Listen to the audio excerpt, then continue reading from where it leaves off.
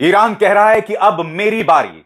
Iran लगातार इस्राएल की खिल्ली उड़ा रहा है। आज सुबह 4:15 बजे, जी हां, भारतीय समय के मुताबिक 4:15 और ईरान के समय के मुताबिक 2:15 बजे, इस्राएल ने दावा किया कि उसने ईरान पर हमला बोला, उसके सैनिक ठिकानों पर हमला बोला। जी हां, अब ईरान यह दावा कर रहा है कि उसके एयर डिफेंस सिस्टम ने इस्राएल के इस हमले को पूरी तरह से नाकाम कर दिया है। और बात वहां नहीं रुक रही है। ईरान ने सीधे तौर पर अमेरिका को चेतावनी दी है और अमेरिका के तेवर भी इस मुद्दे पर उग्र होते जा रहे हैं। मैंने आपको बताया था कि इस्राएल ने हमला करने के बाद यह दावा किया है कि ऐसे हमले जारी रहेंगे और अब ईरान कह रहा है कि हमारे हमलों का, हमारे जवाब का इंतजार करो। और बात वहां नहीं रुक रही। जैसे मैंने आपको बताया, दोनों देशों के बीच में प्रचार युद्ध चल रहा है, यानी प्रोपेगेंडा वॉर। और किस तरह से, मैं आपको 2 वीडियोस दिखाऊंगा, उसके लिए आपको थोड़ा इंतजार करना पड़ेगा, मगर सबसे पहले ईरान ने अपनी तरफ से जारी किया यह 40 सेकंड का वीडियो। इस वीडियो पर आप गौर कीजिएगा दोस्तों। रात का समय है, यानी ईरान के मुताबिक करीब 2:15 बज रहा है और इसमें आप देख सकते हैं कि आसमान में अचानक कुछ स्पार्क्स होते हैं, कुछ एक तरह से स्पार्किंग आपको दिखाई दे रही है। दरअसल ये वो मिसाइल हमले हैं या वो हमले हैं जो इस्राएल ने आज सुबह 2:15 बजे ईरान के समय के मुताबिक किया।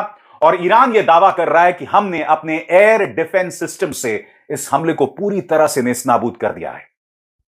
स्वाभाविक सी बात है कि अब तक इस्राएल यह नहीं बतला पाया है कि उसने ईरान का कितना नुकसान किया है, इसलिए मैं बार बार प्रोपेगेंडा वॉर का इस्तेमाल कर रहा हूं। इस्राएल अपनी तरफ से कई फुटेज, कई तरह की तस्वीरें जारी कर रहा है, टेलीग्राम पर, ट्विटर पर, तमाम जगहों पर, कि देखो हमने जो हमला किया है उसका यह नुकसान हुआ है। और दुख की बात यह है कि बेगानी शादी में अब्दुल्ला दीवाना, यानी कि हमारे गोदी मीडिया के छल्ले बेवजह उछल रहे हैं, उन वीडियो का प्रचार प्रसार कर रहे हैं बगैर यह बताए कि ये अनवेरिफाइड वीडियोज हैं, यानी कि इनकी पुष्टि नहीं की जा सकती। क्योंकि अगर इस वक्त वीडियो सामने आते हैं, या तो आप पूरी तरह से उसकी पुष्टि करके चलाएं, या कम से कम अपने दर्शकों को यह जरूर बताएं कि इन वीडियोस की पुष्टि नहीं की जा सकती, इन वीडियोस पर इस्राएल का दावा है या ईरान का दावा है।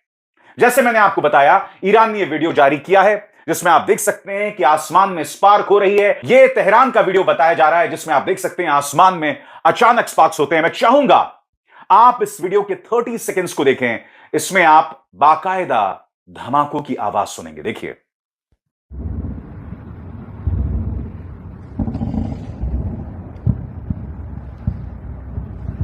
میبینی؟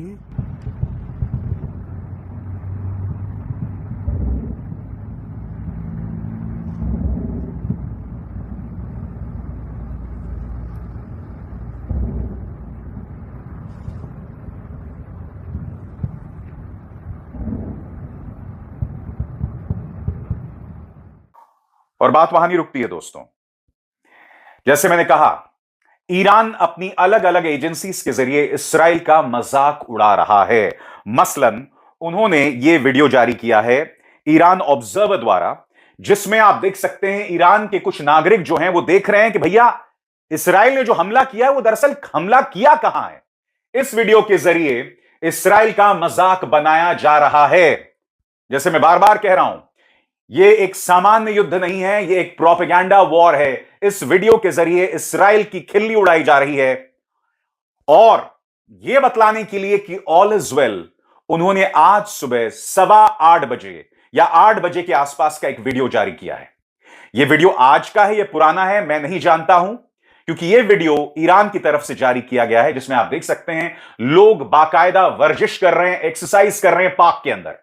और इस वीडियो में बैकग्राउंड में पीछे एक गाना चल रहा है, देशभक्ति का एक गाना, जिसका अनुवाद यह किया जा सकता है कि मेरे दरवाजे पर एक व्यक्ति पहुंच गया है, वो मुझ पर हमला करना चाहता है, मगर मैं उसके लिए तैयार हूं। जी हां, इस वीडियो में बाकायदा पीछे एक गाना चल रहा है। तो एक तरह से कहा जा सकता है कि दोनों ही पक्षों की तरफ से प्रोपेगेंडा जो है वो पूरे शबाब पर है। इस बीच मामला संगीन भी होता जा रहा है। ईरान ने भी अपनी तरफ से बयान जारी किया है डिप्लोमैटिक सोर्सेज के हवाले से। उसने अमेरिका को सख्त चेतावनी दी है कि अगर आपके मिलिट्री बेसिस का इस्तेमाल हुआ, अगर आपके सैनिक ठिकानों के जरिए ईरान पर हमला हुआ, तो इसका खमियाजा अमेरिका भुगतेगा। अमेरिका ने भी जवाब में एक प्रतिक्रिया, एक बयान जारी किया है, उसकी मैं चर्चा करूंगा। मगर मैं आपको यह भी बतलाना चाहूंगा कि जो बाइडेन ने, अमेरिकी राष्ट्रपति जो बाइडेन ने इस्राएल को चेतावनी दी है कि आप किसी भी कीमत पर ईरान के तेल और परमाणु ठिकानों पर हमला नहीं करेंगे। यही वजह है दोस्तों, जैसे ही हमला होता है इस्राएल अपनी तरफ से बार बार कहता है कि हमने उनके सैनिक ठिकानों पर हमला किया। यानी कि कहीं ना कहीं इस्राएल का यह प्लान था ऐसे संवेदनशील जगहों पर हमला करना, और फिर अमेरिकी चेतावनी के बाद उसने ईरान के परमाणु और तेल ठिकानों पर हमला नहीं किया। बहरहाल मैं आपको बतलाना चाहता हूं कि अमेरिका ने ईरान को सख्त लफ्जों में क्या चेतावनी दी है, आपकी स्क्रीन पर। बाइडेन प्रशासन के एक सीनियर अधिकारी ने अपने बयान में कहा, अगर ईरान ने एक बार फिर हमला किया तो हम तैयार रहेंगे और ईरान को इसके नतीजे भुगतने होंगे। बयान में कहा गया है कि अमेरिका नहीं चाहता कि ऐसी नौबत आए। बयान में कहा गया है, इस्राएल और ईरान के बीच सीधा हमला अब खत्म होना चाहिए। अमेरिका लेबनान में युद्ध खत्म करने के अलावा गजा में शांति कायम करने और हमास के कब्जे से इस्राएली बंधकों की रिहाई की कोशिश के लिए तैयार है। इस बीच दोस्तों, इस्राएल ने ईरान के किन इलाकों पर हमला किया, इसकी पुष्टि स्वयं ईरान ने की है। उन्होंने क्या कहा है, आपके स्क्रीन पर। ईरान ने इस्राएली हमले की पुष्टि कर दी है। ईरान की वायुसेना ने एक बयान में कहा है कि उसके तेहरान, खुजेस्तान और इलम प्रांतों के सैन्य ठिकानों पर हमले किए गए हैं। ईरान ने कहा है कि इन हमलों का सफलतापूर्वक सामना किया गया है। इनसे कुछ जगहों पर सीमित नुकसान पहुंचा है। ईरान कह रहा है कि अब वो इसका माकूल जवाब देगा। यानी कि एक के बाद एक दोनों एक दूसरे का जवाब दे रहे हैं, और इसकी वजह से दुनिया एक बहुत ही खतरनाक मोड़ पर आ गई है दोस्तों। क्योंकि इस वक्त तो इस्राएल यह दावा कर रहा है कि हमने सिर्फ उनके सैनिक ठिकानों पर हमला किया है, मगर अगली बार अगर इस्राएल जवाब देता है ईरान के जवाब के बाद, तब वो कहां हमला करेगा? कहीं वो परमाणु ठिकानों पर हमला तो नहीं करेगा, कहीं वो तेल ठिकानों पर हमला तो नहीं करेगा।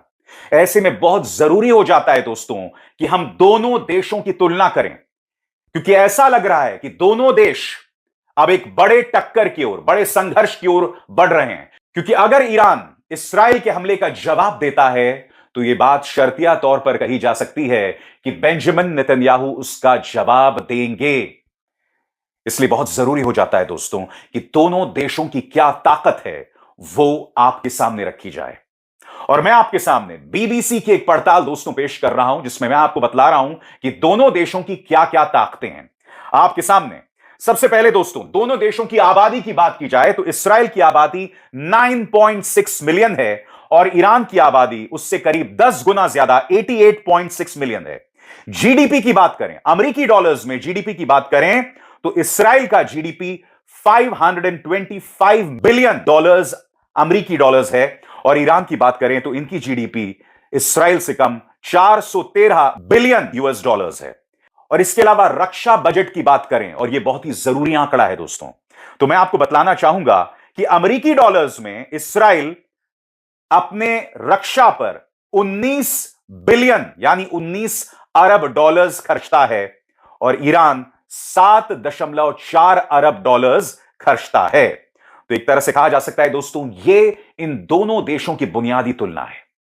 मगर आपके जहन में सवाल होगा कि हवाई हमले में कौन कितना भारी है, मिसाइल की ताकत में कौन कितना भारी है। तो बीबीसी ने जो पड़ताल की है दोस्तों, उसके एक एक शब्द पर गौर कीजिएगा। सबसे पहले हम बात करने जा रहे हैं हवाई हमले में कौन कहां ठहरता है, इस्राएल और ईरान।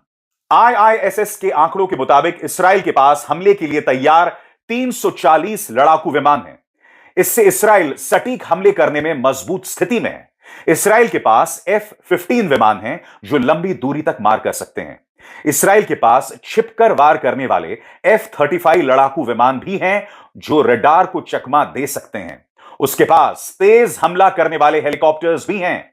तो यह बात तो दोस्तों इस्राएल की हुई।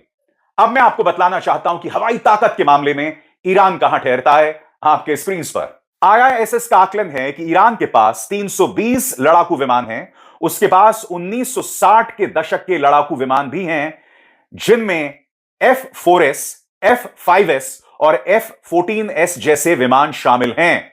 लेकिन पीआरआईओ के निकोलस मार्श का कहना है कि यह साफ नहीं है कि इन पुराने विमानों से कितने उड़ान भरने की स्थिति में हैं, क्योंकि इनकी रिपेयरिंग पार्ट्स मंगाना बहुत मुश्किल होता है। जी हां, ईरान के पास 320 लड़ाकू विमान तो हैं, मगर इनमें से कितने काम कर रहे हैं, कितने हमले की स्थिति में हैं, यह हम नहीं जानते। अब आपके जहन में सवाल होगा दोस्तों कि मिसाइल कार्यक्रम की बात की जाए तो दोनों देश कहां ठहरते हैं। याद कीजिएगा दोस्तों, इसी मंच पर मैंने आपको बताया था ईरान की मिसाइल ताकत क्या है। एक बार फिर उसकी झलक देखिए। जहां तक ईरान की बात है, मैं आपको याद दिलाना चाहूंगा, हाल ही में जब ईरान ने इस्राएली ठिकानों पर हमला किया था तो उसने फतह मिसाइल का इस्तेमाल किया था। पिछले साल यही फतह मिसाइल जो है वो वजूद में आई थी और कुछ ही दिनों में उसने उसका एक एडवांस्ड वर्जन बनाया था जिसका नाम था फतह 2। आज ईरान की रक्षा असला में फतह 1 भी है, फतह 2 भी है। इसका इस्तेमाल वो खुलकर इसराइल के खिलाफ कर रहा है। बताया जाता है दोस्तों कि जब फतह मिसाइल छोड़ी जाती है तो वो एटमॉस्फेयर की तरफ जो है ऊपर की तरफ उड़ान भरता है और फिर बहुत ही तेजी से अपनी टारगेट की तरफ बढ़ता है। थर्ड एंटी मिसाइल सिस्टम फतह मिसाइल्स को बखूबी इंटरसेप्ट कर सकती है, मगर बहुत जरूरी हो जाता है कि यह फतह मिसाइल सिस्टम है क्या जो आज से 1 साल पहले ईरान के असलहा में जगह पा रही थी। आइए देखते हैं यह 10 सेकंड का क्लिप जिसमें आप फतह मिसाइल की एक छोटी सी झलक देखेंगे। An unveiling ceremony more than 6 months in the making. दोस्तों, जहां तक ईरान की बात है, जैसा कि मानचित्र बता रहा है, इसमें आप देख सकते हैं बीच में सफेद में आप ईरान को देख रहे हैं और उसके आसपास कई देश दिखाई दे रहे हैं, मसलन इजिप्ट यानी मिस्र, इसराइल, तुर्की, रशिया, चाइना और इंडिया। और आप देख सकते हैं ये सेमी सर्कल्स जो आपको दिखाई दे रहे हैं, इसका मतलब यह है कि ईरान की मिसाइलों का जो दायरा है वो ये सेमी सर्कल्स या ये जो गोलाकार हैं वो बतला रहे हैं। अब मैं आपको बतलाने वाला हूं कि ईरान के असला में कौन कौन से मिसाइल हैं, एक एक करके आपके स्क्रीन पर। सबसे पहले दोस्तों शहाब 1 या शहाब 1, इसका जो रेंज है, इसका जो दायरा है वो करीब 300 किलोमीटर यानी 186 मील है। दूसरे नंबर पर आता है फतह 110, फतह 110, और इसका रेंज है 300 से 500 किलोमीटर यानी कि 186 से 310 मील। तीसरे नंबर पर शहाब 2, शहाब 2, इसका दायरा है 500 किलोमीटर यानी 310 मील। इसके बाद बारी आती है मिसाइल्स के गॉडफादर जुल्फकार की। इसका दायरा दोस्तों 700 किलोमीटर है यानी 434 मील। इसके बाद बारी आती है क़ियाम 1, इसका दायरा 750 किलोमीटर यानी 466 मील है। और अंत में इन सब का उस्ताद शहाब 3, इसका दायरा करीब 2000 किलोमीटर, 1242 मील। यह है ईरान की तैयारी। मगर बड़ा प्रश्न, क्या इसराइल का मिसाइल कार्यक्रम ईरान पर भारी है? यह सवाल उठना लाजमी है और उसके लिए बीबीसी ने क्या पड़ताल की है दोस्तों आपकी स्क्रीन पर। ईरान का मिसाइल प्रोग्राम मध्य पूर्व का सबसे बड़ा और सबसे अधिक विविधता वाली मिसाइल परियोजना माना जाता है। अमेरिकी सेंट्रल कमांड के जनरल केनेथ मैकेंजी ने 2022 में कहा था कि ईरान के पास 3000 से ज्यादा अधिक बैलिस्टिक मिसाइलें हैं। सीएसआईएस मिसाइल डिफेंस प्रोजेक्ट के मुताबिक इसराइल कई देशों को मिसाइलें निर्यात करता है और ईरान की मिसाइल्स भी दोस्तों दुनिया भर में पहुंच रही है। बीबीसी की पड़ताल यह बताती है कि सऊदी अरब पर हूती विद्रोहियों की ओर से दागी गई मिसाइल्स का अध्ययन करने वाले एक्सपर्ट्स का कहना है कि यह ईरान में ही बनी थी, यानी कि ईरान मिसाइल्स का इस्तेमाल भी दुनिया में कई जगहों पर होता है। हूती विद्रोहियों ने इसका इस्तेमाल किया था। यह बात तय है दोस्तों कि दोनों देश हथियार, मिसाइल्स और हवाई हमले से लैस हैं, इसीलिए यह हमला खतरनाक हो जाता है। मगर आप जानते हैं अगर यह सीधा टकराव बढ़ जाता है तो इसका पैमाना सिर्फ इस इलाके तक सीमित नहीं होगा। अमेरिका अपनी मिलिट्री बेसिस का इस्तेमाल करेगा और जैसे ही अमेरिका अपने मिलिट्री बेसिस का इस्तेमाल करेगा, ईरान अपने युद्ध का दायरा बढ़ा देगा और फिर ईरान के पक्ष में, उसके समर्थन में कई अन्य देश भी जो हैं वो उतर सकते हैं। याद कीजिएगा दोस्तों किस तरह से सऊदी अरब ने बाकायदा लेबनान में अपने विमान भेजे थे, राहत विमान भेजे थे वहां लोगों की मदद करने। और हम ये नहीं भूल सकते कि जो थर्ड एंटी मिसाइल सिस्टम जिसकी चर्चा मैं अपने शो में पहले कर चुका हूं, वो न सिर्फ इसराइल के पास है बल्कि सऊदी अरब भी अमेरिका से उसे हासिल कर रहा है।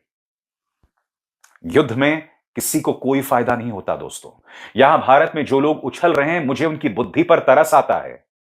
अगर ईरान पर हमला होगा, इसराइल पर हमला होगा, तो इसका सीधा असर भारत की अर्थव्यवस्था पर पड़ेगा। इसलिए इस मुद्दे पर इतने खुश होने की कोई जरूरत नहीं है। इसी तरह से दोस्तों, यह घटनाक्रम कहां जा रहा है, उसकी पल पल की कवरेज मैं आप तक पहुंचाता रहूंगा। अभिसार शर्मा को दीजिए इजाजत।